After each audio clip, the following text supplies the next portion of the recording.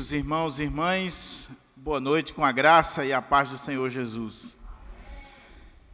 Que privilégio nós temos de estarmos mais uma vez na casa do Senhor, para adorar o Senhor na beleza da sua santidade, neste que é o primeiro culto do ano de 2025. E com certeza a bênção do Senhor estará conosco. Eu quero convidar você para juntos abrirmos a nossa Bíblia na carta de Paulo aos Gálatas. Carta de Paulo aos Gálatas, capítulo de número 2. Pela manhã nós estivemos considerando do verso 11 ao verso 14 deste capítulo 2. E agora à noite estaremos concluindo o capítulo 2, vendo do verso 15 ao verso 21. Estamos numa série de exposições nesta missiva sagrada, que tem sido bênção para a nossa vida. E eu estava aqui vendo o Felipe Mesquita ali, da outra vez que Felipe veio aqui também, eu estava expondo Gálatas, né, Felipe? Então, é bom Felipe vir pelo menos 2 vezes no ano, para eu expor Gálatas 2 vezes no ano. Lutero dizia que o pastor deveria expor Gálatas constantemente na igreja, exatamente para trazer à memória da igreja essa doutrina tão fundamental, que é o que vamos falar hoje à noite, que é a doutrina da justificação pela fé. Então, Gálatas, capítulo 2, versos 15 em diante, a palavra do Senhor diz assim: Nós, judeus por natureza, e não pecadores dentre os gentios, sabendo, contudo, que o homem não é justificado por obras da lei, e sim mediante a fé em Cristo Jesus. Também temos crido em Cristo Jesus, para que fôssemos justificados pela fé em Cristo e não por obras da lei, pois por obras da lei ninguém será justificado. Mas, se procurando ser justificados em Cristo, fomos nós mesmos também achados pecadores, dá-se ao caso de ser Cristo ministro do pecado? Certo que não. Porque se torno a edificar aquilo que destruí, a mim mesmo me constituo transgressor. Porque eu, mediante a própria lei, morri para a lei, a fim de viver para Deus. Estou crucificado com Cristo. Logo, já não sou eu quem vive, mas Cristo vive em mim. E esse viver que agora tenho na carne, vivo pela fé no Filho de Deus, que me amou e a si mesmo se entregou por mim. Não anulo a graça de Deus, pois se a justiça é mediante a lei, segue-se que morreu Cristo em vão. Vamos orar ao Senhor e vamos pedir ao Senhor que nos abra a porta à palavra, que nos ajude, que nos abençoe nessa reflexão da sua palavra. Pai querido, louvado e engrandecido seja o teu nome. Senhor, estamos diante da tua palavra, da tua bendita palavra, sacrossanta palavra, e carecemos da iluminação do Teu Espírito, da direção do Teu Espírito e da intrepidez que só o Teu Espírito pode dar para ministrar essa palavra. Fala ao nosso coração, Senhor, de uma forma toda especial. Em nome e para a glória do Senhor Jesus. Amém. Mantenha, por favor, a sua Bíblia aberta,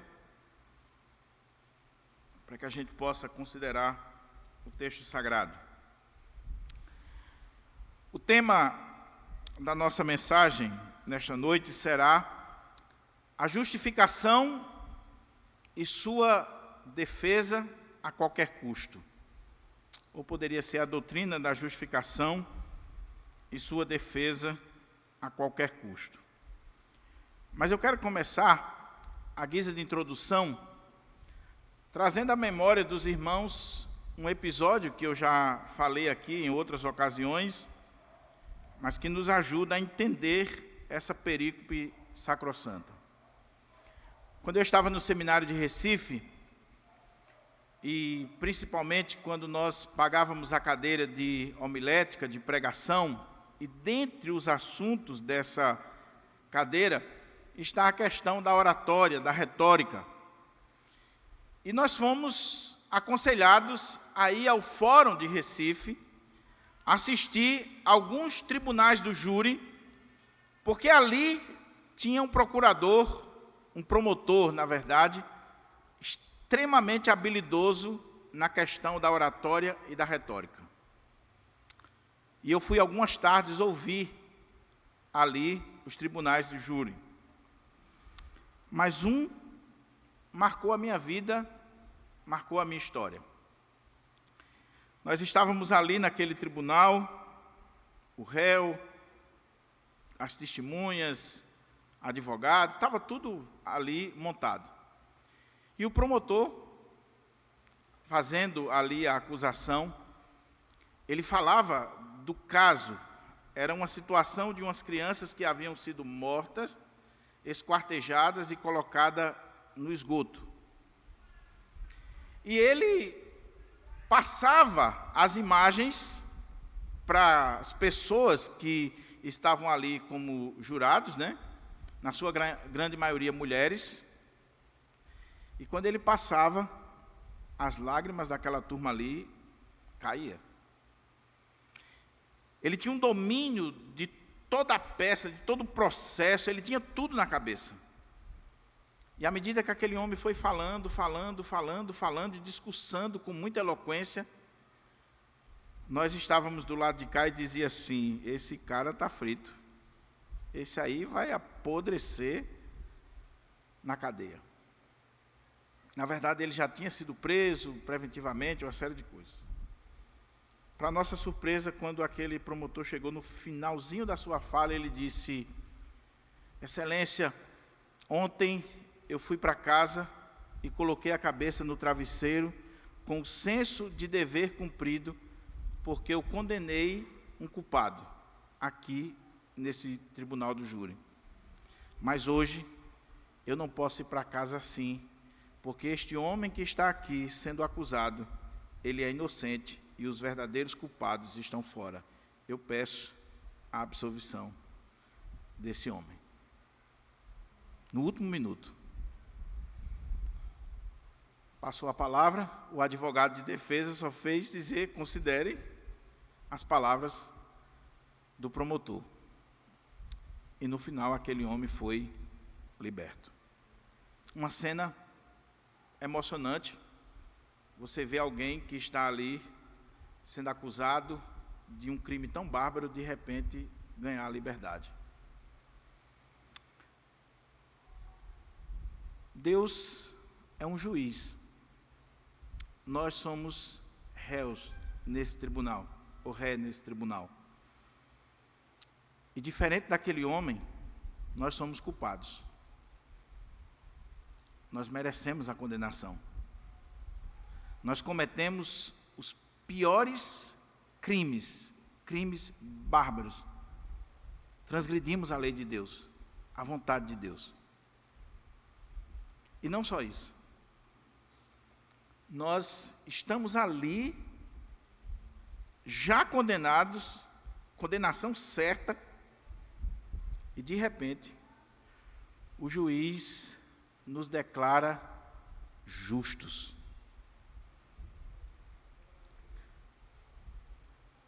Além de nos declarar justos, quando o juiz nos declara justos ou justificados, não é que nós somos justos, nós somos declarados. É um ato forense. Mas diferente de um indulto, que apesar de você receber o perdão, não significa dizer que você apagou o passado.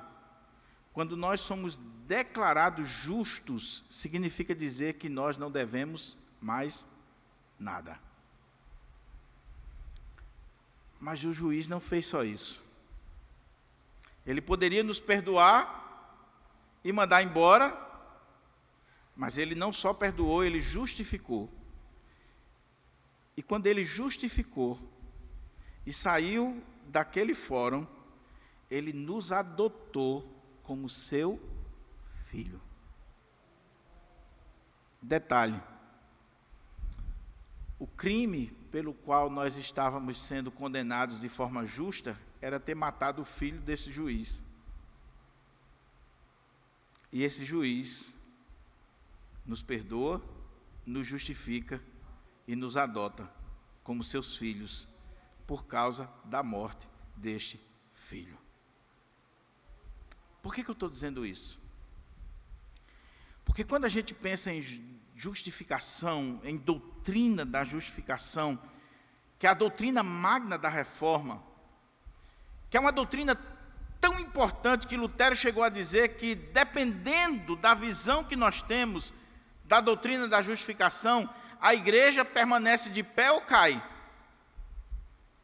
É uma doutrina tão importante que divide todas as religiões do mundo em apenas duas. De um lado, você tem as religiões no mundo inteiro, que são religiões de obras. Eu faço alguma coisa para chegar diante de Deus. Do outro lado, você tem o cristianismo, que se nós pudéssemos chamar de religião, é a religião da graça, da misericórdia, da justificação. Não por causa das minhas obras, mas por causa desse juiz, que em virtude da morte do seu filho, que foi morto por mim mesmo, ele imputou a justiça do seu filho a mim. Imputou os meus pecados ao seu filho e a justiça dele a mim, e me declarou justo e me adotou como seu filho. Meus irmãos, isso aqui foi o que libertou a igreja do cativeiro medieval, que trouxe o evangelho de volta aos púlpitos na Europa, nos Estados Unidos, no Brasil, no mundo inteiro. Nós somos justificados pela graça mediante a fé em Cristo Jesus. É a doutrina magna, é a doutrina mais importante, é a doutrina que faz com que a igreja fique de pé ou caia. Mas antes de entrar no texto, eu ainda queria fazer uma observação. Como eu disse, é um texto que trata de justificação. E quando nós estamos falando de justificação, nós estamos falando nesse aspecto forense, jurídico.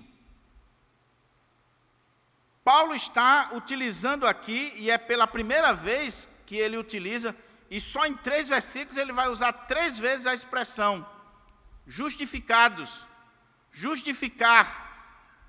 Ele tanto vai usar o verbo, depois ele vai usar o substantivo, e depois nós vamos ver essa palavra sendo usada como adjetivo em vários momentos da Escritura. Mas, como eu disse, é forense. E por que eu estou destacando esse aspecto forense, jurídico, do direito? Porque nós não podemos confundir, como a Igreja Católica Romana confunde, e alguns evangélicos também confundem, justificação com santificação. As duas coisas andam juntas, estão interligadas, mas eu não posso confundir. A Igreja Católica, na sua teologia, confunde, entende justificação como um processo de santificação, em que, à medida que eu vou cumprindo os requisitos da igreja, as boas obras e os próprios méritos de Cristo, eu alcanço lá no final essa graça. Biblicamente falando, nós precisamos entender, justificação é um ato declaratório, onde Deus nos declara. Nós não somos em nós mesmos. Nós somos culpados. Nós somos criminosos. Nós merecemos a condenação, que é o outro lado. Justificar é o contrário de condenar. Condenar é declarar culpado. Justificar é dizer que a pessoa não é culpada. ela é justa. Então, no nosso caso, Deus, como um ato jurídico, Deus, por causa da morte de Cristo, dos méritos de Cristo, da justiça de Cristo, Deus imputa essa justiça a nós e nos declara justos, justificados, mesmo sendo pecadores. Então, é um ato, de tal maneira que todos nós, independente de quem somos, somos justificados pela fé em Cristo Jesus. Agora, a santificação não é um ato, é um processo. É um processo que a cada dia nós vamos sendo trabalhados diante de Deus até chegarmos na glória. Diante de Deus nós já somos justos, já somos santos, mas há um processo de santificação na nossa vida a cada dia. Então não confunda justificação com santificação. Esse texto aqui, meus irmãos, ele trata sobre a pergunta mais antiga da humanidade.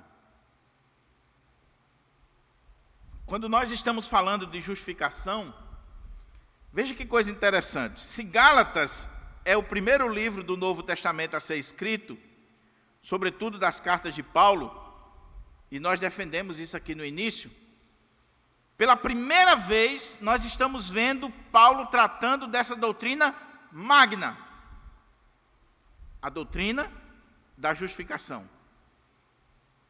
Depois ele vai aprofundar isso em Romanos, a carta aos Hebreus também, mas é pela primeira vez, e apenas em 3 versículos ele vai citar 3, 4 vezes essa doutrina.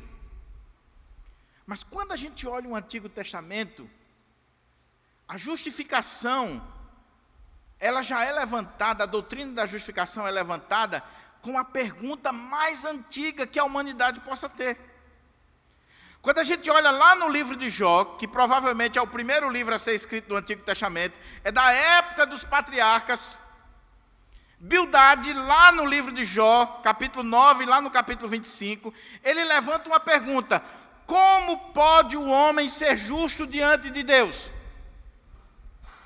Como é que o homem pode ser justificado diante de Deus? Como é que ele se apresenta diante de Deus? Essa é a pergunta mais antiga da humanidade. E a resposta é: as religiões vão dizer que o homem se apresenta diante de Deus a partir de boas obras, de sacrifícios, de doações, disso e daquilo. O Evangelho da Graça vai dizer como é que o homem se torna justo diante de Deus, em virtude da morte de Cristo na cruz do Calvário, que derramou o seu sangue para nos purificar, para nos perdoar e nos justificar. Então, conhecimento, vamos olhar para o texto. É um texto difícil. Agora Paulo está saindo daquela parte biográfica. Agora a gente está saindo da sopa para a feijoada. Eu disse que Paulo ele está defendendo aqui na carta 2 coisas: o seu chamado apostólico, a sua chamada e o seu evangelho. Ele estava sendo acusado nesses 2 campos, que ele não era um apóstolo chamado e que a mensagem que ele pregava, esse evangelho da graça, não estava correto. No primeiro e no segundo capítulo, até pelo menos o versículo 14, Paulo, em uma sessão biográfica, Paulo vai defender o seu chamado apostólico. Ele vai dizer que não foi chamado por homens, foi chamado por Cristo, e a prova disso é que ele não precisou ser chancelado pelos homens, ele foi pregar o evangelho assim que foi chamado. Ele foi a Jerusalém só visitar Pedro, recebeu dos colunas da igreja a destra de comunhão, mas ele não foi pedir autorização à igreja de Jerusalém. E no texto que nós lemos hoje pela manhã e expomos, Paulo prova que ele é um apóstolo de Jesus Cristo, com a mesma autoridade dos demais apóstolos, a ponto de ter repreendido Pedro face a face, diante da igreja de Antioquia, porque Pedro se tornara repreensível. Então, Paulo está defendendo o seu apostolado. Eu sou tão apóstolo quanto Pedro, quanto João e os demais, a ponto de eu ter repreendido Pedro aqui na igreja de Antioquia. Mas agora, Paulo termina essa sessão biográfica e essa defesa do seu apostolado, e ele vai entrar no miolo da carta, na doutrina, a doutrina da justificação pela fé. E Pedro já dizia que aquilo que Paulo escrevia era tão profundo que é difícil de entender. A mente de Paulo é uma mente lógica. Martin Lloyd Jones, ele dizia que Paulo tem uma mente lógica e Pedro tem uma mente imagética. Pedro usa mais imagens. Paulo é lógico. Paulo tem uma formação diferenciada, talvez até jurídica, com o direito romano. E Paulo vai aqui tecendo os seus argumentos, como se ele estivesse num tribunal defendendo uma tese diante dos magistrados. É um texto difícil. Eu queria que o reverendo Romeu pregasse, mas ele passou a manhã todinha na praia, ele não tinha como vir para expor. Então vai ser eu mesmo. Mas eu peço que você preste atenção, porque inclusive a nossa tradução da atualizada, ela é um pouco truncada. E se já é difícil seguir a lógica de Paulo, imagine com uma tradução que não ajuda muito. Mas vamos ver aqui. Primeira coisa é que eu li do verso 15 ao verso 21. Mas esse parágrafo aqui, ele está ligado ao que nós vimos anteriormente.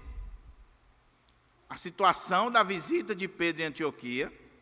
E quando Pedro chega em Antioquia e começa a participar da festa ágape, da festa do amor com os irmãos, e está lá comendo um churrasquinho de porco, e de repente chegam os judaizantes, e aí Pedro começa a agir com dissimulação, com hipocrisia, sair de perto dos gentios, e Paulo vai repreender a Pedro face a face.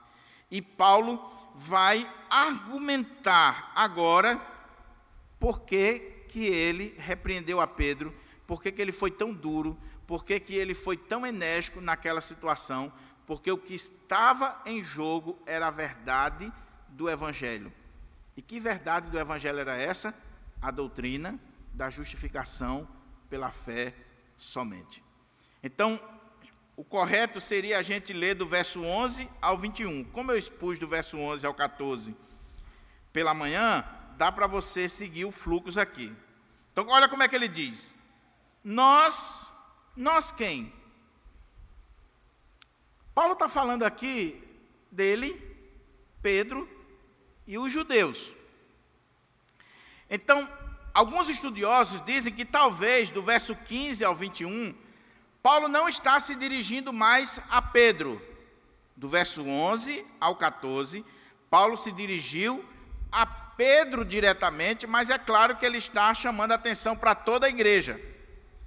Só que do verso 15, os estudiosos se dividem, se Paulo continua repreendendo Pedro, ou se agora ele continua pensando na situação de Pedro, pensando em Pedro e repreendendo a igreja como um todo, chamando a atenção da igreja.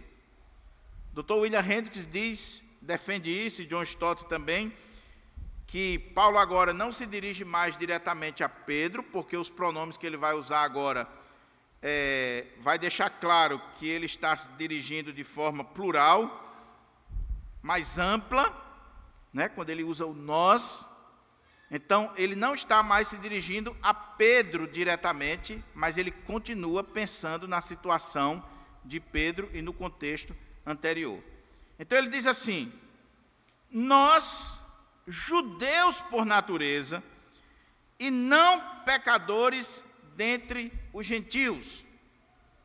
Nós, Paulo, Pedro e os judaizantes, os judeus, os cristãos judeus de lá.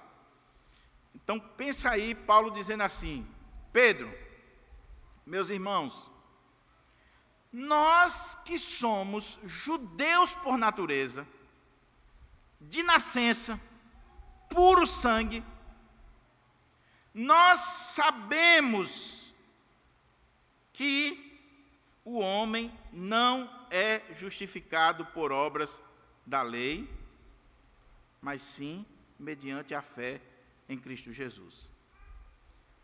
E olhe que nós não somos pecadores dentre os gentios. Então, qual é o ponto aqui? Verso 15 e 16. Paulo, ele dá a tese, o tema. Ele vai defender a doutrina da justificação. Do verso 17 ao 21, ele vai argumentar com um exemplo pessoal, ele vai fundamentar à luz da doutrina da união mística com Cristo, ele vai sedimentar a doutrina da justificação pela fé. Então, todo esse parágrafo ele está dividido em duas partes. Primeira, verso 15 até o verso 16, o assunto em si, e depois do verso 17 ao verso 21. Então, imagina aí Paulo, continuando com Pedro em mente, dizendo assim: Pedro, meus irmãos, nós, judeus por natureza, e não pecadores dentre os gentios. Paulo está chamando os gentios de pecador? É preciso a gente entender o contexto aqui. Não é que Paulo está se colocando numa posição que ele não é pecador e que os gentios são pecadores. Qual é o ponto aqui?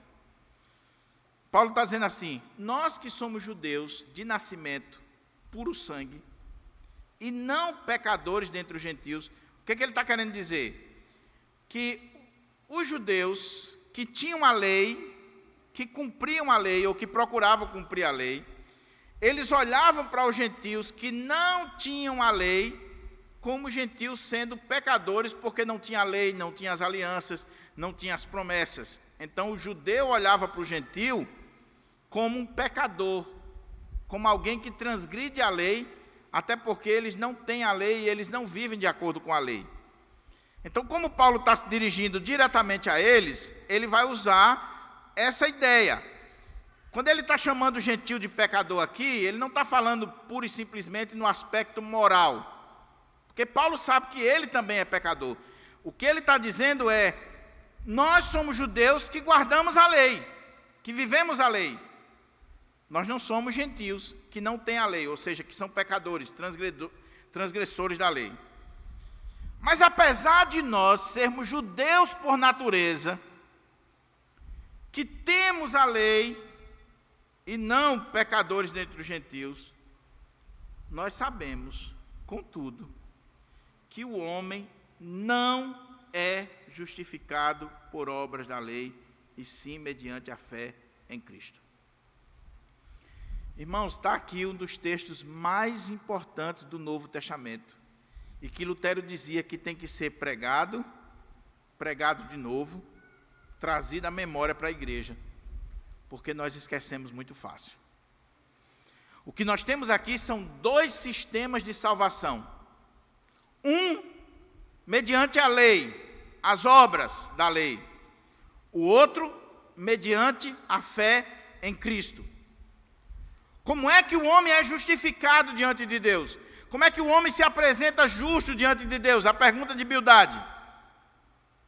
Por obras da lei, e obras da lei, entenda aqui, os 10 mandamentos, a lei, todo aquele conjunto de leis, de regras dos judeus, especialmente no contexto aqui dos judaizantes, o calendário judaico, a guarda do sábado, a dieta religiosa, que é o contexto aqui, que Pedro não estava comendo com os gentios, e exatamente a circuncisão, a marca do judeu. E aí, quando Pedro recebeu a comissão do presbitério de Jerusalém, e a turma chegou e pegou Pedro num churrasco de carne de porco, que tinha chouriço, tinha um bocado de coisa que os judeus não comiam, e Pedro começou a se afastar daquilo ali, Pedro estava passando uma mensagem para aqueles irmãos, de que Cristo não basta, de que eu tenho que me abster de determinadas coisas, eu tenho que cumprir as leis judaicas para que eu possa ser salvo, porque Cristo somente não basta. Aí é o argumento de Paulo agora para Pedro. Paulo não só chamou Pedro a atenção, bateu de frente com Pedro, dizendo assim: Pedro, você está agindo de forma hipócrita, porque antes da turma chegar, você estava comendo aqui com os gentios, você estava vivendo como gentil, como é que você quer obrigar esses irmãos agora a viver como judeu? Só que agora, Paulo tem uma mente lógica, ele vai argumentar teologicamente, logicamente, espiritualmente. E é como se ele estivesse assim dizendo: Pedro, eu e você, Pedro, que somos judeus, não somos gentios, nós sabemos que o homem não é justificado por obras da lei. A pergunta aqui, ele está falando dos judeus de um modo geral ou dos judeus cristãos?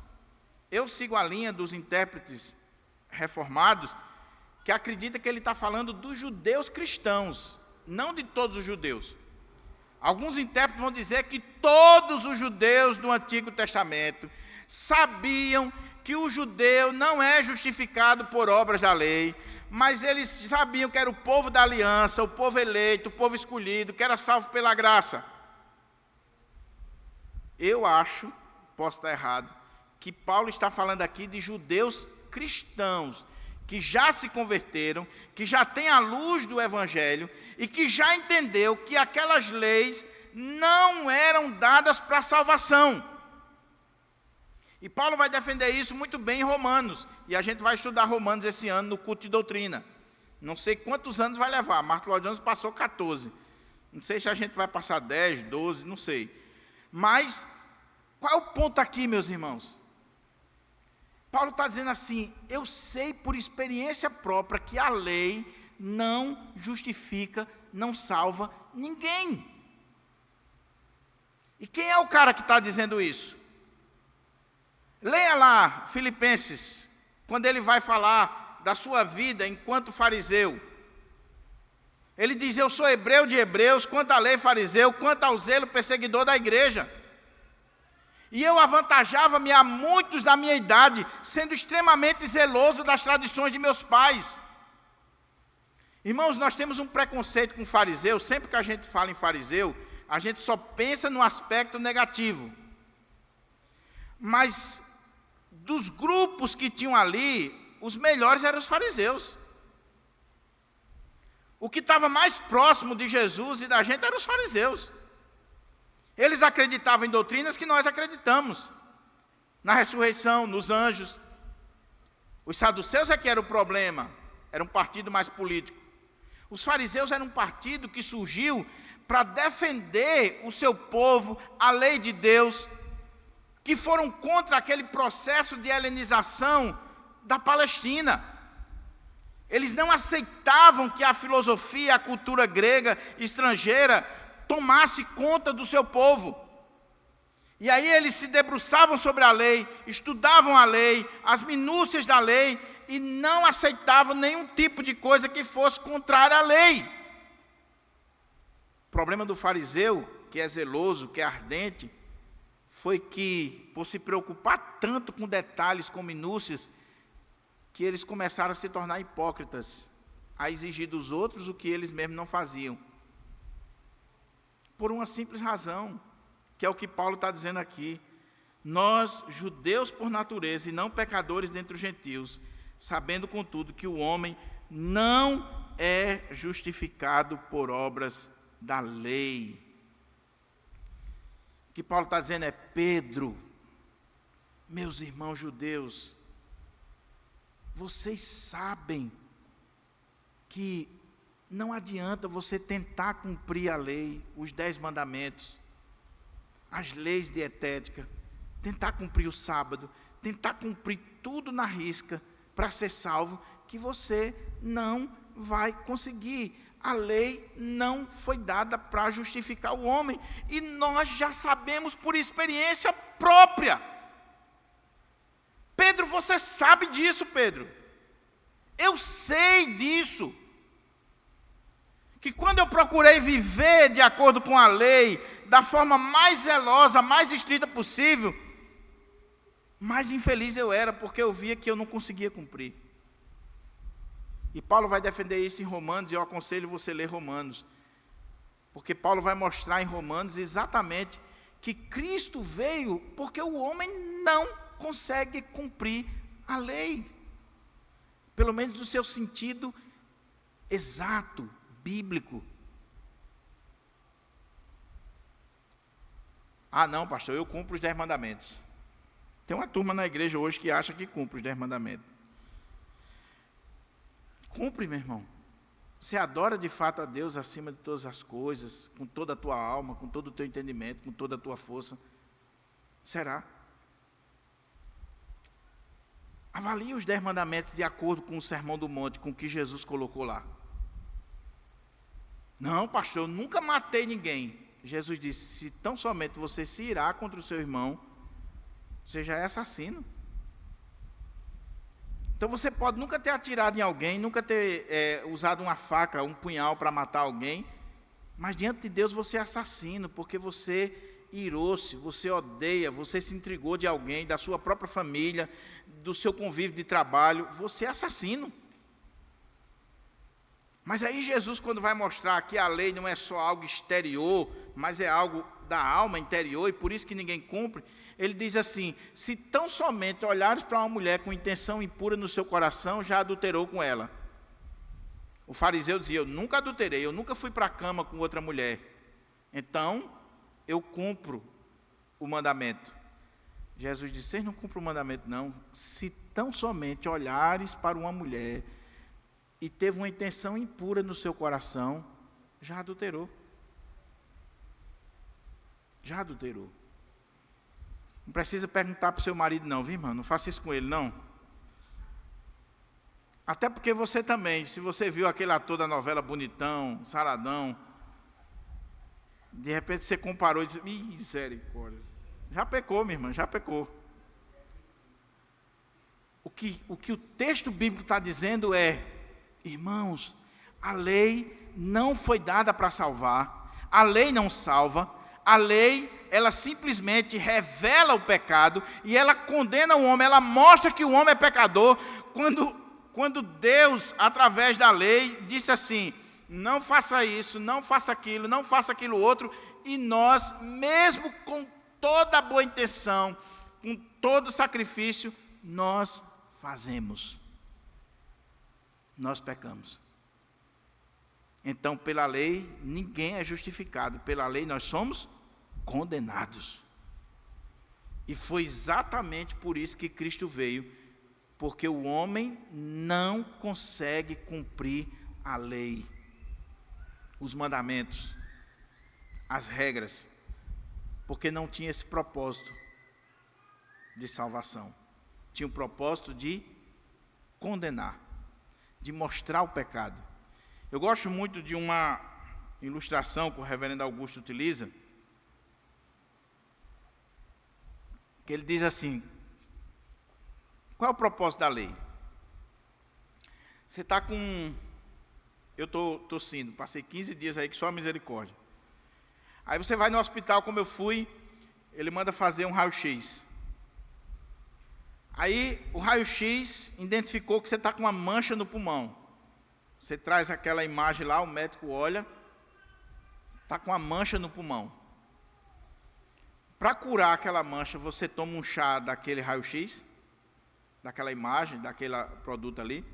Não, aquilo ali foi só para mostrar que você está doente, mas não tem a solução. Então, quando Deus deu a lei, os mandamentos, todos aqueles regulamentos, foi para mostrar que nós somos pecadores. E como pecadores, nós estamos condenados, fritos, porque nós transgredimos diuturnamente todos os mandamentos, todas as leis de Deus. A lei é esse raio-x que diz, você está doente. Então, meu irmão, quanto mais o homem procura se justificar diante de Deus pela lei, mais ele vai se ver como miserável, pecador, e que ele não consegue cumprir, ele vai ficar desesperado. Daí, quando a gente evangeliza, a gente não começa pela graça, A gente não começa pelo amor. A gente não começa pela misericórdia. Esse é o erro da evangelização pós-moderna. Qual é o erro da nossa evangelização nos nossos dias? A gente chega para o pecador, o cara está ali do outro lado, bebendo, farreando, fazendo tudo que não presta, é adúltero, assassino, miserável. Como é que a gente evangeliza ele? Oh, meu querido, você é a menina dos olhos de Deus. Deus tem um plano na tua vida. Jesus te ama. Jesus tem algo com você. Você é maravilhoso para Deus. Tem até um doido aí que diz, você é o ponto fraco de Jesus. Isso não é evangelização bíblica não, meu irmão. Evangelização bíblica é você chegar para o cara e abrir os 10 mandamentos, a lei de Deus, e dizer assim, olha aqui, ó, você está quebrando esse. Você está frito, você vai para o inferno, você está condenado, você está doente, você está com um câncer terrível. E aí quando o cara ficar desesperado, mas qual é a solução? Cristo! Cristo morreu por você, para te livrar disso aqui, da condenação disso aqui. Mas primeiro a lei, primeiro o raio-x, para mostrar que você está doente, senão você não vai tomar o xarope, não vai tomar um antibiótico, não vai usar a bombinha. Primeiro o diagnóstico da doença, para depois apresentar o remédio, a solução. Então Paulo está dizendo assim, Pedro, demais irmãos, nós que somos judeus por natureza, que nascemos judeus, que somos judeus da gema, que temos a lei, nós já temos consciência que não conseguimos nos justificar pela lei. Eu, pelo menos, já sei disso. Eu tentei cumprir, eu tentei viver, eu tentei fazer tudo direitinho, mas a angústia do meu coração só aumentava. Por quê? Porque a lei não foi dada para isso. Exemplificando aqui, Lutero, se você já leu, já assistiu o filme, Lutero, quando entrou para o mosteiro, ele cumpria todas as tarefas, ele se confessava todos os dias, ele lia todos os livros de oração, ele fazia tudo e a angústia no seu coração só aumentava. Por quê? Porque quanto mais você faz, quanto mais você acha que está com desempenho, mais você vê que está aquém, que não consegue. Início do ano agora, fiz um voto, vou ler toda a Bíblia, vou ler todos os livros de Spurgeon, disso, daquilo, vou orar 3 horas por dia, vou frequentar todos os cultos, vou ser dizimista fiel, vou e tal, e tal, e tal. 2 meses depois, você viu que você já quebrou boa parte da regrinha que você estabeleceu.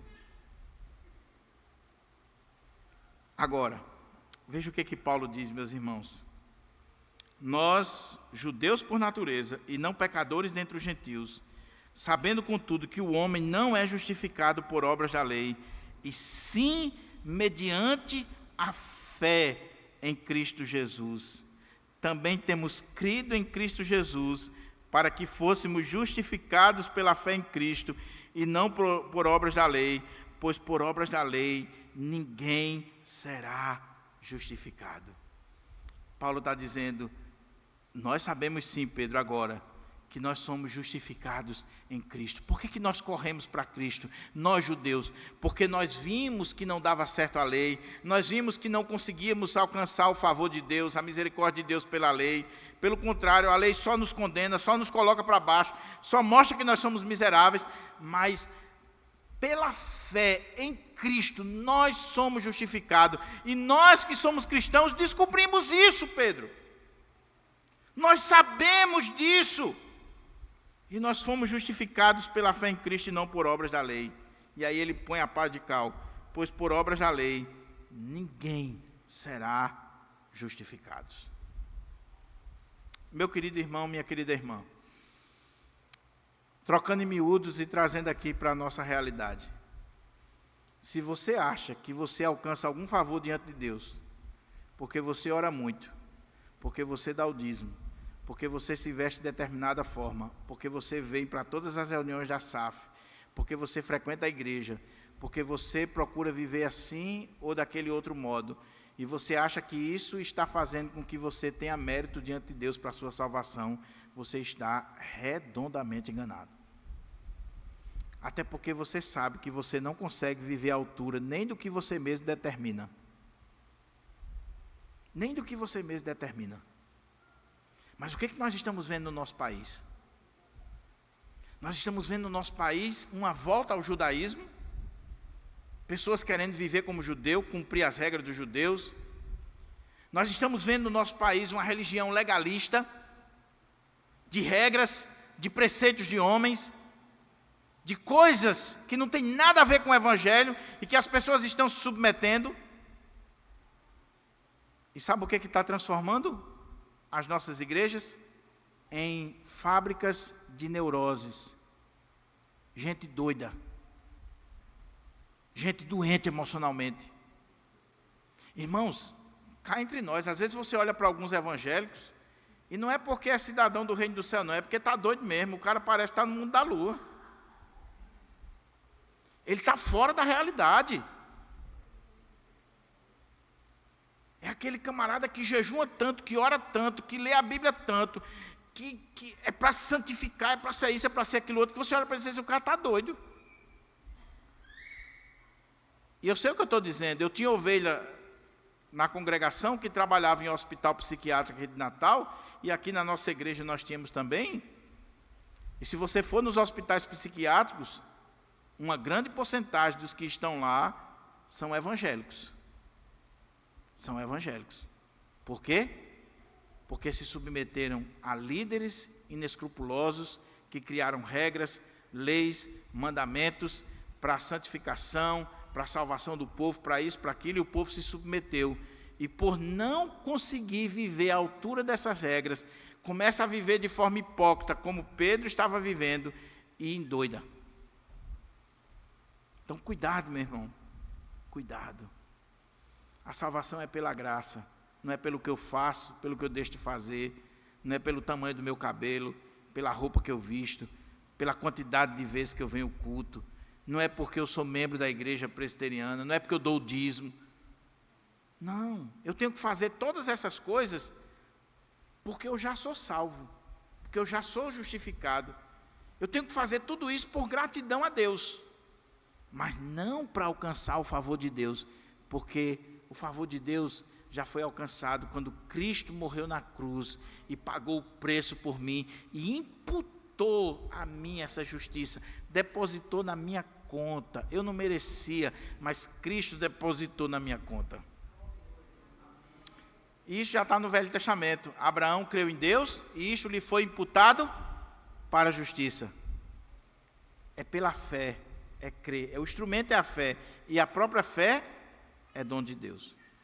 Mas Paulo continua para a gente caminhar para a conclusão. Agora ele vai argumentar. Ele deu o tema, a justificação pela fé. Nós já sabemos que o homem não é justificado por obras da lei. Ponto. Nem pelos 10 mandamentos, nem pelas 613 leis, nem por mandamento de A, B ou C. Regrinha humana. Ponto.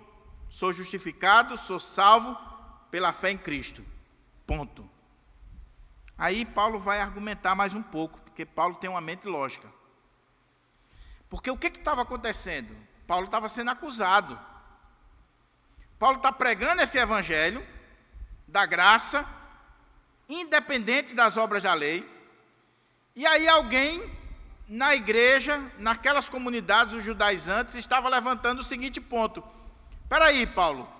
Se nós somos justificados somente pela fé em Cristo, independente das obras da lei, se nós somos salvos pela graça, mediante a fé, independente das obras da lei, ou seja, se eu não preciso cumprir a lei, viver à altura dos 10 mandamentos para ser salvo, o que você está defendendo, Paulo, é uma anarquia, é que a pessoa se torna um pecador. Por quê? Porque está abrindo mão da lei. Aí olha a resposta de Paulo. Mas, se procurando ser justificados em Cristo, Olha o peso do argumento de Paulo. Não é isso que Paulo está dizendo? Irmãos, nós que somos judeus, nós já sabemos que pela lei a gente não consegue se justificar, porque a lei não foi dada para isso. Ela foi dada para condenar.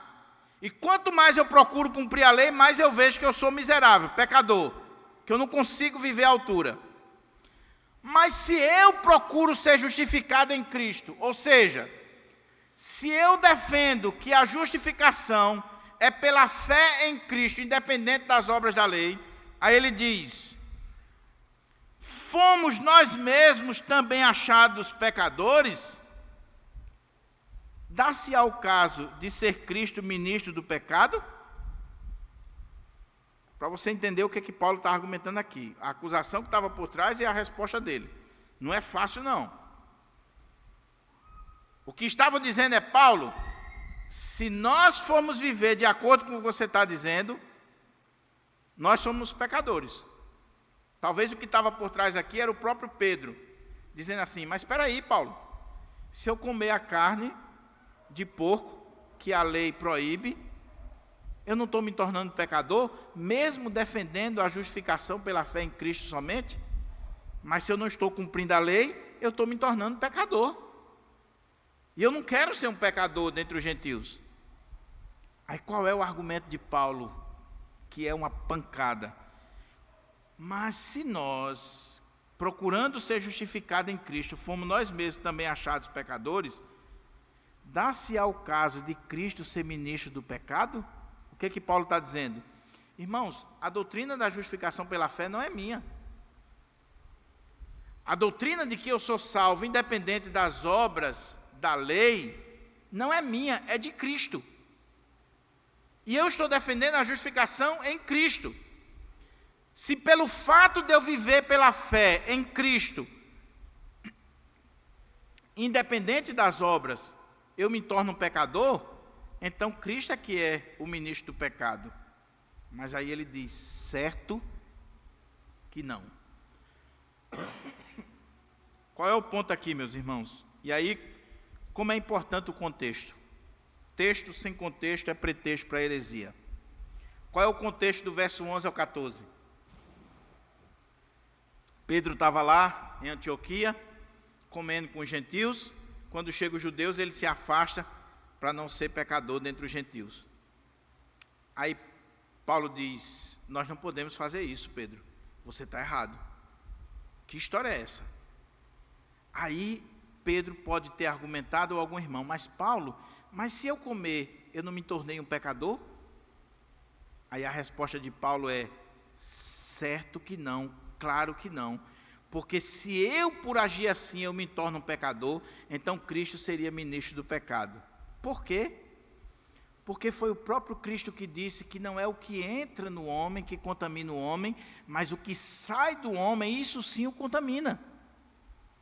Então, se eu entender como cristão, mesmo sendo judeu, que o fato de Pedro estar comendo com os gentios a carninha de porco lá, ou os irmãos gentios estão ali se banqueteando com aquelas comidas que na lei era proibida na antiga aliança, mas que na graça, e o próprio Pedro sabia disso lá em Atos 10, não torna impuro o que Deus purificou. Se eu entender que esses irmãos estão comendo e se tornando pecadores por causa disso, eu estou dizendo que Cristo é o principal pecador, porque foi Cristo que disse: não é o que entra que contamina, mas o que sai. Esse é o argumento de Paulo. Olha que lógica, olha que expertise, olha que mente brilhante e iluminada pelo Espírito Santo. Paulo está dizendo, trocando em miúdos: eu como churrasco de porco tranquilamente, porque a minha consciência está tranquila em Cristo Jesus, porque Cristo não é ministro do pecado. Cristo não ia dizer que eu comesse, se aquilo ali iria me contaminar. Agora, se isso contamina, você não está dizendo que eu sou pecador, você está dizendo que o meu Cristo é ministro do pecado. Eu fico imaginando o que deu na cabeça de Pedro nessa hora, e daqueles irmãos. E veja, meus irmãos, que uma coisa tão simples, que parece tão simples, mas o que está por trás é uma doutrina tão profunda, e é uma lógica tão profunda, Por isso que Paulo está sendo tão duro. Mas ele continua, e aí a coisa agora é que vai apertar mais ainda.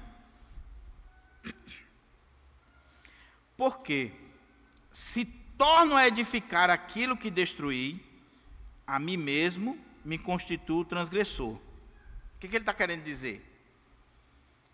Paulo agora é cristão, e Paulo, como um cristão, que entendeu que a justificação é pela fé em Cristo somente, que entendeu à luz do Evangelho de Cristo, que não é o que entra, mas o que sai que contamina o homem, e aí ele pode comer com os gentios, ele não vai seguir mais aquela dieta religiosa dos judeus. Ele entendeu que o Evangelho verdadeiro é esse Evangelho da graça, independente das obras da lei. De repente, ele que tinha destruído todo aquele edifício da lei, ele volta a reconstruir, que é o que Pedro está fazendo com aqueles judaizantes. Ele diz, aí sim eu estou me constituindo transgressor. Como é que eu, que abri mão da lei, que destruí esse edifício da lei, que entendi que quando Cristo morreu na cruz, ele cumpriu a lei, o fim da lei é Cristo, a lei apontava para Cristo, como é que eu vou reconstruir todo esse sistema, toda essa legislação moral, cerimonial, jurídica, civil de Israel? Se eu fizer isso, se eu trouxer todas essas leis de volta, eu me constituo um transgressor, eu estou anulando a cruz de Cristo. E não é isso que acontece hoje, irmãos, nas igrejas? Irmãos, boa parte das pregações é porque o povo não tem noção. Mas 90%, olha que eu estou sendo generoso, das pregações no nosso país, não tem nada de Bíblia, não tem nada de Evangelho, não tem nada de graça, é só moralismo. É o que pode, o que não pode, o que deve, o que não deve, faça isso, faça aquilo. E nós somos tão bitolados com essa questão moral, que eu posso trazer qualquer pastor para pregar aqui, e quando a gente abrir a sessão de perguntas, vai ser, pode isso, não pode aquilo, pode isso, não pode aquilo, pode escutar música, pode beber, pode... Por quê? Porque a nossa geração, a nossa nação, está bitolada à questão moral. Evangelho não é moralismo. Evangelho é Cristo. Irmãos, eu gosto muito de uma expressão que o pastor Antônio Carlos usa. Ele diz assim, o púlpito de uma igreja cristã não é lugar para Moisés. O que ele quer dizer com isso? Não é lugar para o Antigo Testamento. E se nós botarmos Moisés aqui no púlpito, nós vamos criar uma geração neurótica. Neurótica. Gente doida, vai para o Pinel. O púlpito é lugar de Cristo, da graça. Irmãos, você não vai chegar aqui e vai ouvir eu e o reverendo Romeu dizendo assim, faça isso, faça aquilo, porque se você não fizer, você não é salvo, você não vai para o céu, Deus não vai lhe amar. Se nós fizermos isso, é moralismo.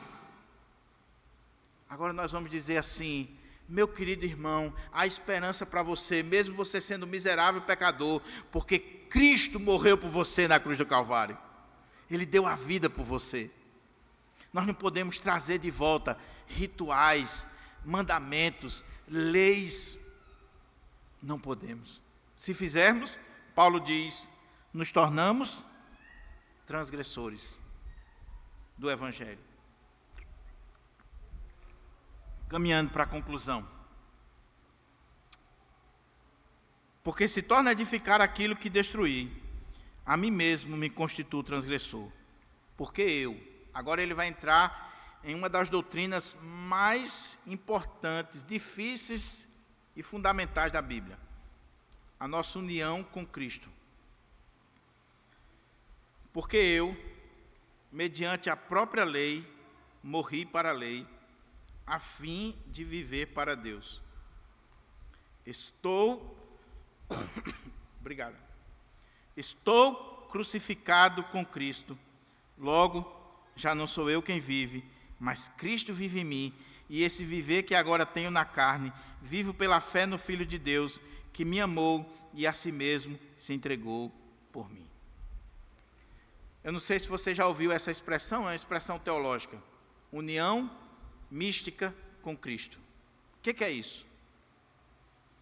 Há uma expressãozinha que Paulo sempre usa nas suas cartas, em Cristo, em Cristo, em Cristo.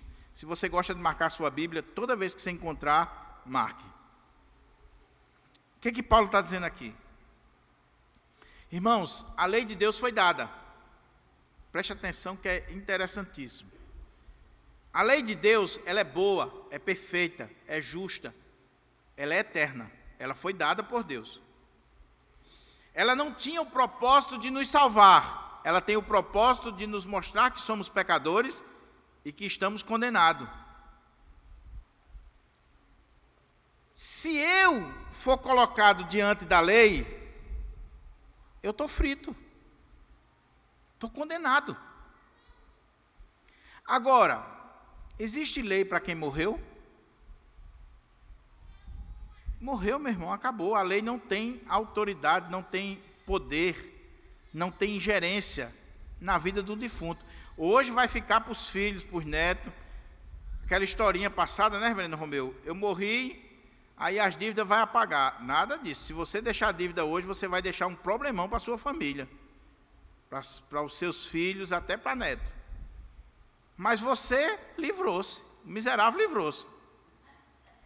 O que Paulo está dizendo aqui é algo fundamental. Ele está dizendo assim: por que eu me vi livre da condenação da lei? Porque eu estou unido a Cristo. Existe uma união mística entre nós e Cristo. E aí, quando Cristo morreu na cruz, eu morri com Ele. E aí a lei não tem mais nenhuma ingerência na minha vida, porque eu estou morto, crucificado com Cristo.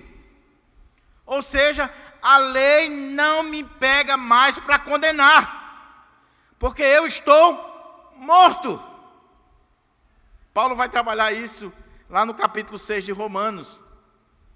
Nós estamos mortos para a lei. E quando nós morremos com Cristo na cruz, nós estamos em Cristo, e Cristo ressuscitou, nós ressuscitamos com Ele para uma nova vida. Então, é isso que Paulo está dizendo aqui. Porque eu, mediante a própria lei, eu morri para a lei. Ele vai defender isso mais em Romanos 3. Eu morri para a lei, a fim de viver para Deus. Eu estou crucificado com Cristo. E agora, não sou eu quem vive mais, mas Cristo vive em mim. E a vida que agora eu vivo, vivo pela fé no Filho de Deus. Não pela lei, não pelas obras. Ele está citando Abacuque, e Paulo vai citar Romanos, e foi isso que abriu os olhos de Lutero, que ele diz assim: quando eu entendi que o justo vive pela fé e não pelas obras, foi como que as portas do paraíso se abriram. Então Paulo está dizendo: eu não vivo mais por leis, por regras, por mandamento, para ser salvo. Eu vivo pela fé nesse Deus que me amou, que se entregou por mim, que me escolheu. Eu vivo pela fé no Filho de Deus, que se entregou por mim.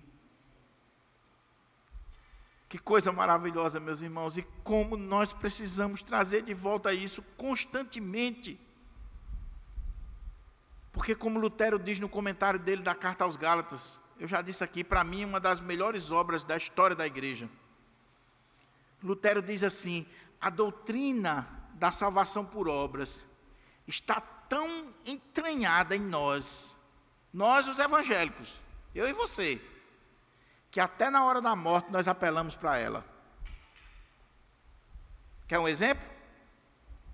Morre um irmão aqui da igreja. Aí as falas. Aí chega aqui na frente assim: o presbítero fulano morreu. Esse foi para o céu. Era um homem de Deus, dizimista, fiel, ofertante, fazia de tudo na igreja, 30 anos no conselho da igreja, era da UPH, era isso. O que nós estamos defendendo, irmão? Salvação por obra. Nada disso nos dá mérito diante de Deus. Nós não passamos as nossas obras de trapo de imundícia. E por mais que a gente faça, nós somos servos inúteis. E é perigoso acontecer aquilo que o pastor Enoque sempre contou aqui, né? Porque velório, irmão, o pastor fica numa situação difícil. Se ele disser que o cara foi para o inferno, a família dá nele. Se ele disser que foi para o céu, ele pode estar mentindo. Então é melhor deixar nas mãos de Deus. Mas o pastor estava lá, morreu o irmão. Irmãos, esse homem é um homem de Deus, um servo de Deus, um homem consagrado, um homem de oração, um homem da palavra, um santo. Aí a viúva enxugou as lágrimas e disse assim: meu filho, vai ver se é seu pai mesmo que está ali no caixão, que ele não era nada disso. Cuidado para você não achar, até mesmo na hora da morte, que nós temos algum mérito. O nosso discurso deve ser assim: apesar desse irmão ser um pecador, ele vai entrar nas mansões celestiais, porque Cristo morreu por ele. Cristo morreu por ele. Não anulo a graça de Deus. Porque alguém poderia dizer: então você está anulando a graça. Não, não anulo a graça de Deus. Pois se a justiça é mediante a lei, segue-se que Cristo morreu em vão. Olha o argumento de Paulo. Meu irmão, se nós somos justificados diante de Deus por lei, por cumprir regras, por mandamentos, para que Cristo morreu na cruz? Qual o objetivo de Cristo morrer na cruz? Se eu tinha condição de chegar diante de Deus pelos meus méritos, pelas minhas obras, pela quantidade de oração que eu faço, de oferta que eu dou, de boas obras, qual a necessidade de Cristo ter ido para a cruz? Cristo foi para a cruz porque ninguém era capaz de cumprir a lei. Somente Ele. Ele veio, Ele viveu, Ele cumpriu a lei, Ele morreu na cruz, Ele derramou seu sangue, e por Ele ter cumprido a lei, por ter pago o preço, Ele nos declara agora justos, justificados diante de Deus, não pelos nossos méritos, mas apesar dos nossos deméritos. Então nós somos, nunca esqueça isso, meu querido irmão, nós somos pecadores justificados, declarados, é um ato forense, jurídico, declarados justos, mas não somos justos em nós mesmos. Eu gostei muito da oração do reverendo Romeu aqui na hora da confissão. Porque pense no momento, irmão, hipócrita nas nossas igrejas. É um momento mais importante, assim como às vezes a gente diz, né? É um momento importante da liturgia reformada. Confissão de pecados. Mas quantas vezes a gente ora de fato, confessando o pecado, reconhecendo que somos pecadores? Chegar aqui no microfone e dizer: Senhor, me perdoa, eu sou um adúltero, eu sou um idólatra, eu sou invejoso, cobiçoso, eu sou isso, eu sou aquilo. O reverendo Romeu veio aqui à frente e a oração dele foi uma oração dizendo exatamente isso: eu sou um miserável pecador. E você? Agora, em Cristo, nós somos justificados. Voltando à cena do tribunal, nós estávamos sentados no banco dos réus. O juiz disse: você é culpado, sim. Você merece a condenação. Você matou meu filho, mas os seus pecados foram colocados sobre o meu filho. E a justiça do meu filho, que viveu de forma reta, vai ser colocada sobre você. E eu vou levar você para a minha casa. Isso é a doutrina da justificação pela fé somente. Que Deus nos ajude a gente sair daqui radiante com essa doutrina. Vacinado contra as obras dos homens, o legalismo dos homens. e radiante com a graça, com a misericórdia, com a bondade, com o amor, com a obra de Cristo Jesus. Nós vamos cantar, para a gente orar, um cântico que é uma letra que o próprio Diego fez. Dá para falar sobre o justo vive pela fé, Diego? Então vamos cantar esse cântico, nos preparando assim para ser do Senhor. Queria convidar o presbítero